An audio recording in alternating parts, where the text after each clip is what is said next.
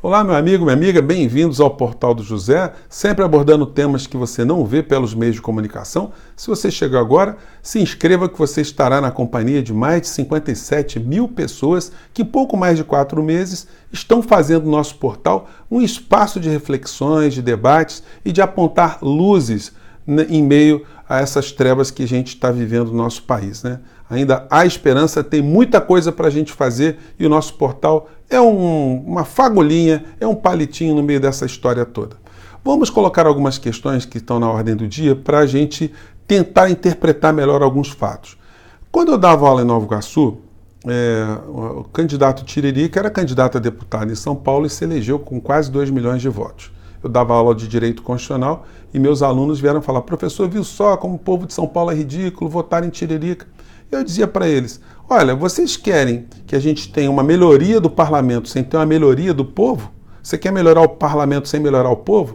O que eu queria dizer com isso? Que é impossível um povo que não tem acesso à informação, à educação, à cultura, um povo que é bombardeado por distorções pelos meios de comunicação o tempo todo, pelas informações que recebe pelas rádios, até pela internet, que esse povo tem um juízo crítico elevado.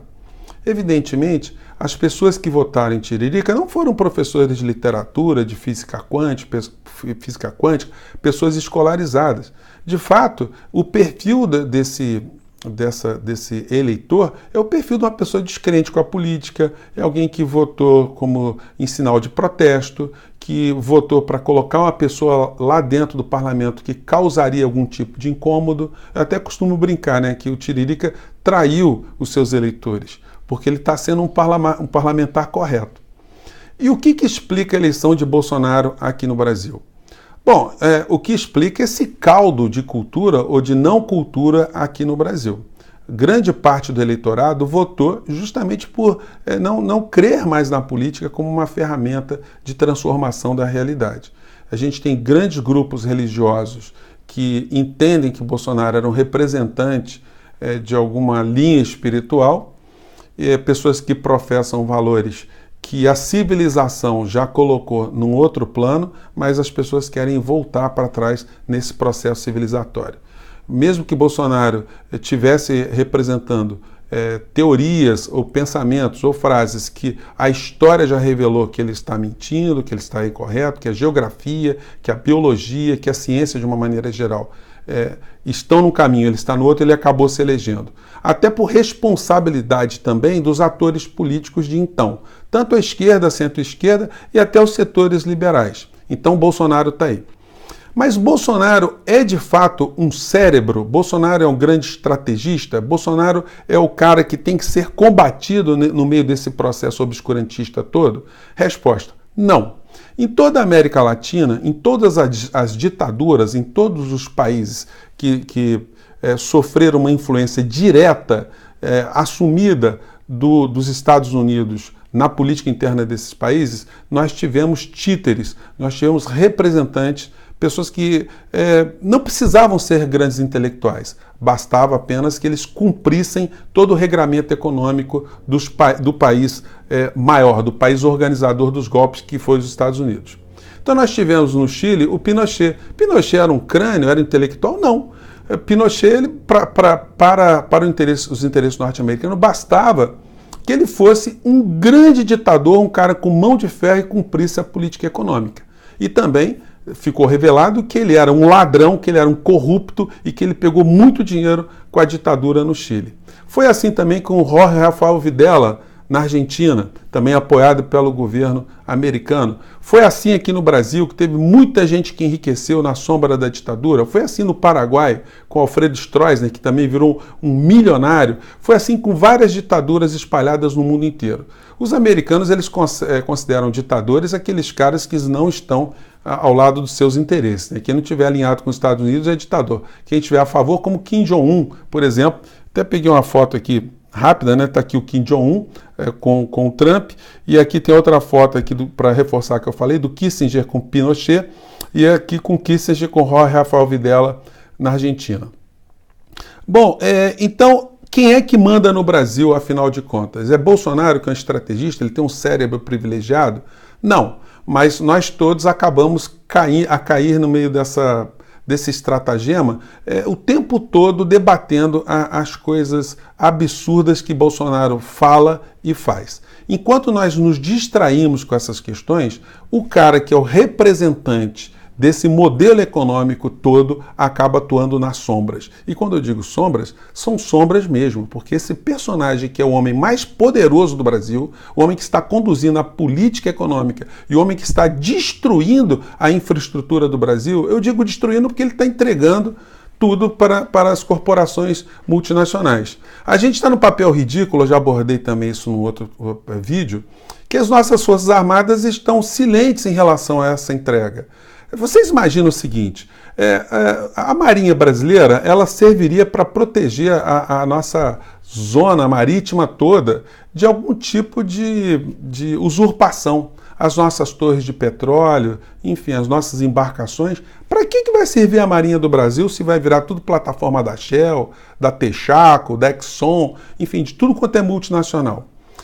Para que nós teremos as Forças Armadas aqui no Brasil se toda a infraestrutura nossa está sendo entregue para os interesses estrangeiros? A Embraer, a Eletrobras, Petrobras, todas as empresas que foram constituídas não pela iniciativa privada, mas com o sangue e o suor do povo brasileiro. Que agora Paulo Guedes, esse personagem obscuro, porque até 2018 ninguém nunca tinha ouvido falar nesse personagem, que nunca contribuiu em nenhuma prefeitura do Brasil, nenhum governo do estado e nunca deu um alfinete para o nosso país, agora é o homem que está entregando com a boca cheia tudo aquilo que ele não ajudou a construir.